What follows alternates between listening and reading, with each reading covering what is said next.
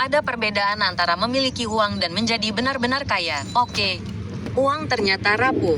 Rekening bank Anda bisa dibekukan, saham Anda bisa anjlok hingga nol, bahkan mata uang Anda bisa menjadi tidak berharga dari satu hari ke hari berikutnya. Sebagian besar keluarga kehilangan kekayaan mereka hanya dalam 3 generasi. Namun di sisi lain, lihatlah keluarga Rockefeller. Mereka masih kaya setelah 150 tahun. Atau keluarga Rothschild. Mereka telah menjadi salah satu keluarga terkaya di dunia bahkan sebelum Napoleon. Dan itu karena mereka telah memecahkan kode tentang apa yang oleh para ekonom disebut sebagai penyimpan nilai. Aset yang tidak hanya mempertahankan nilainya, tetapi juga bertambah selama berabad-abad. Jadi hari ini, kami akan mengungkap 7 penyimpan nilai yang digunakan orang-orang kaya sejati untuk menjaga dan mengembangkan kekayaan mereka, dari yang paling jelas hingga yang paling mengejutkan. Dan kami akan menguraikannya satu persatu sehingga Anda juga dapat mulai berpikir seperti orang kaya lama. Selamat datang di Alux, tempat para miliarder masa depan datang untuk mendapatkan inspirasi. Baiklah, penyimpan nilai pertama yang akan kita bicarakan hari ini adalah real estate. Namun, kita tidak sedang membicarakan rumah pinggiran kota pada umumnya. Baiklah, mari kita ambil contoh Bill Gates. Kebanyakan orang mengenalnya dari Microsoft. Tetapi inilah yang tidak mereka ketahui. Diam-diam, dia telah menjadi pemilik lahan pertanian swasta terbesar di Amerika.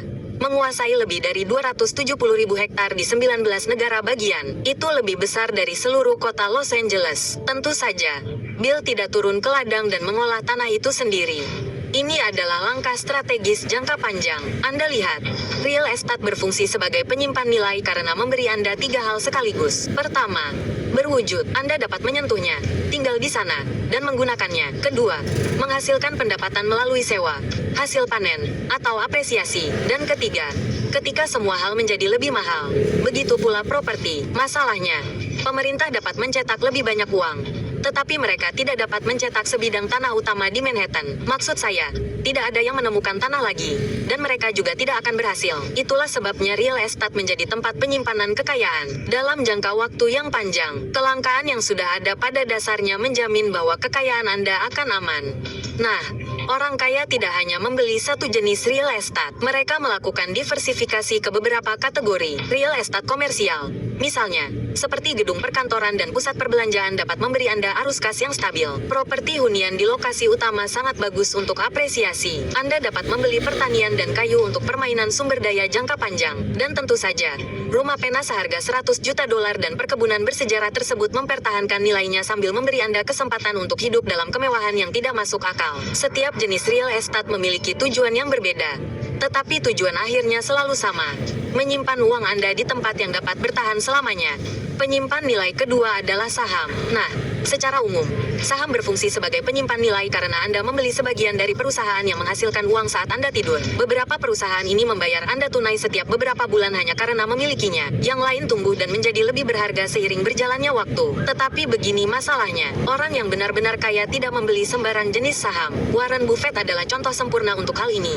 Oke, dia telah memegang perusahaan seperti Coca-Cola, American Express, dan Apple selama bertahun-tahun. Ini bukan saham meme favorit Reddit yang baru atau bahkan perusahaan rintisan baru terpanas di Silicon Valley. Ini adalah bisnis yang digunakan orang setiap hari. Bisnis yang telah bertahan dari resesi, inflasi, bahkan perang dunia dalam beberapa kasus. Dan itulah mengapa mereka disebut saham blue chip. Anda lihat, ketika orang-orang yang sangat kaya ingin mempertahankan kekayaan mereka selama beberapa dekade, mereka membeli bisnis nyata, jenis yang telah menghasilkan uang selama beberapa dekade. Dan untuk memastikan kekayaan mereka lebih aman, orang-orang kaya berinvestasi dalam industri yang mereka tahu akan selalu dibutuhkan atau diinginkan orang, seperti makanan, energi, teknologi, perbankan, dan obat-obatan. Idenya sederhana. Jika Anda ingin uang Anda bertahan lama, investasikanlah pada perusahaan yang bertahan lama. Tujuannya di sini bukanlah untuk menjadi kaya dalam semalam. Tujuannya adalah untuk terus menjadi kaya secara diam-diam selama sisa hidup Anda. Dan jika Anda melakukannya dengan benar, pada dasarnya Anda dijamin akan kaya selamanya. Nah, penyimpan nilai ketiga, ini bukanlah sesuatu yang bisa Anda simpan atau jual. Tetapi sejujurnya, ini mungkin yang paling kuat dalam daftar ini. Kita berbicara tentang pendidikan. Karena begini masalahnya. Oke, rumah Anda bisa terbakar habis. Bisnis Anda bisa tutup. Mata uang Anda bisa runtuh. Namun selama Anda masih berdiri, tidak ada yang bisa mengambil apa yang Anda ketahui. Dan ketika Anda tahu cara kerja uang, cara berpikir kritis, cara melihat dunia di sekitar Anda, dan membuat keputusan yang cerdas, saat itulah Anda benar-benar menjadi tak terhentikan. Namun, mari kita hadapi kenyataan sejenak. Oke, pendidikan tradisional tidak mempersiapkan Anda untuk semua itu. Tidak ada yang mengajari Anda cara mengelola keuangan, cara membangun bisnis, atau cara melindungi kekayaan Anda lintas generasi. Namun, jangan khawatir, teman. Itulah sebabnya kami membuat aplikasi Alux. Aplikasi kami adalah perangkat lengkap bagi orang-orang yang tahu nilai pendidikan dunia nyata. Tidak seperti universitas tempat Anda harus menunggu sekitar 4 tahun lebih untuk menyadari bahwa tidak ada yang benar-benar pernah mengajari Anda apapun tentang dunia nyata.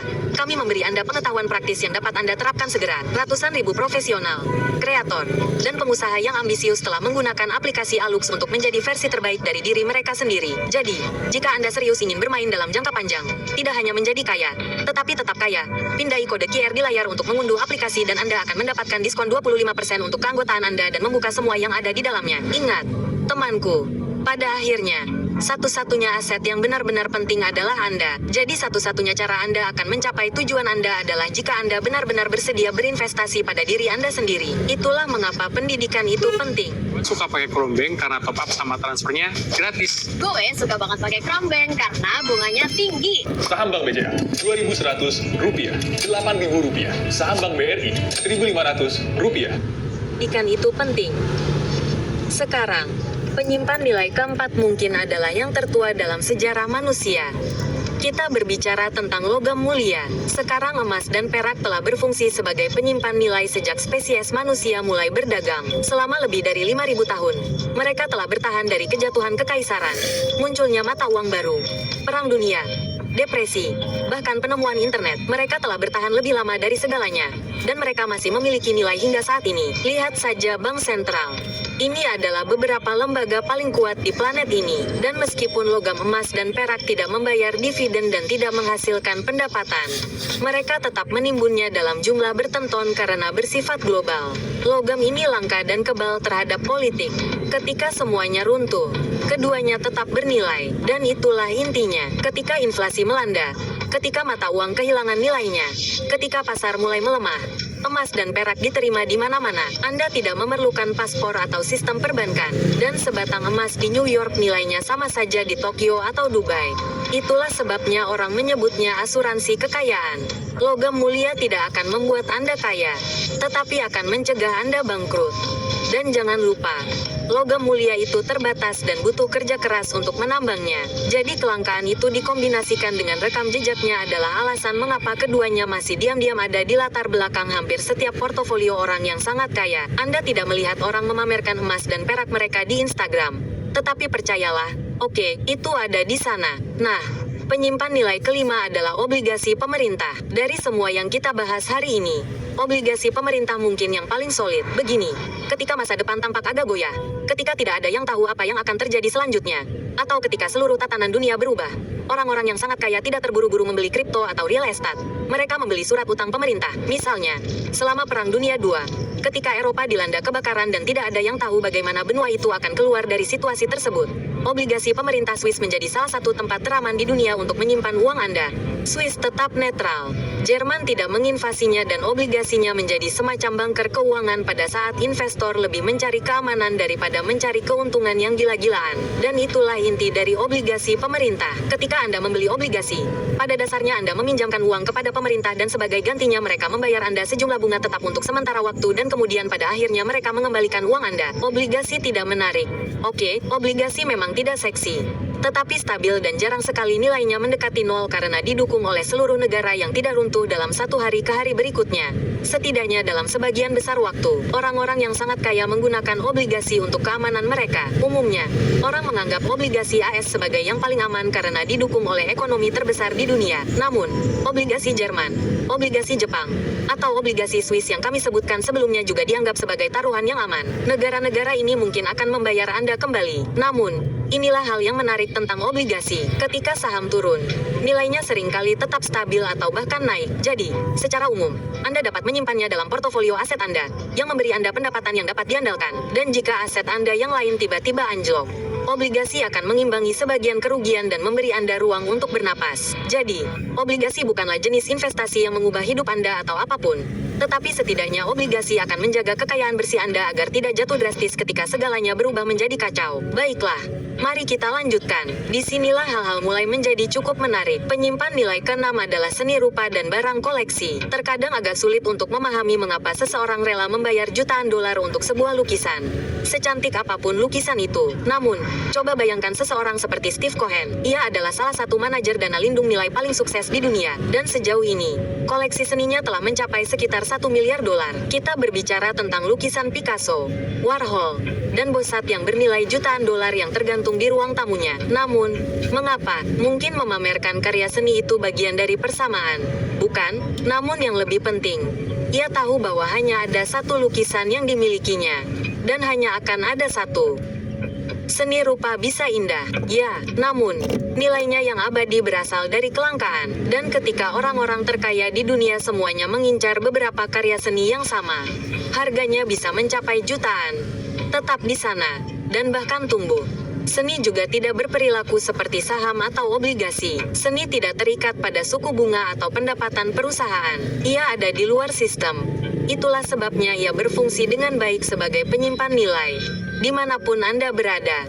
Namun, ia tidak berhenti pada lukisan. Ketika Anda memiliki lebih banyak uang daripada yang Anda perlukan, ada lebih dari cukup barang koleksi untuk dipilih. Pikirkan jam tangan mewah dari PC Philippe, perhiasan, atau Ferrari langka yang harganya bisa berlipat ganda atau 3 kali lipat selama bertahun-tahun jika Anda tahu apa yang Anda lakukan. Saat ini, bahkan anggur langka, sepatu Keds vintage, atau buku komik lama dan kartu Pokemon diperlakukan seperti kelas aset. Bukan karena barang-barang itu paling berguna di dunia, tetapi karena barang-barang itu terbatas, sangat diinginkan, dan di kalangan yang tepat dapat dijual kembali dengan harga yang sangat mahal.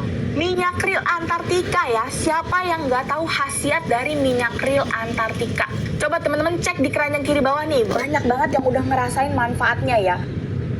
Dan di kalangan yang tepat dapat dijual kembali dengan harga yang sangat mahal. Barang koleksi menceritakan sebuah kisah, itulah yang menyenangkan tentangnya, dan kisah-kisah itu dapat bernilai jutaan dolar, yang juga menyenangkan tentangnya. Namun, beberapa barang koleksi, bahkan bukan benda yang dapat Anda sentuh atau lihat, dan sejujurnya, itulah mengapa mata uang kripto menjadi penyimpan nilai yang kontroversial.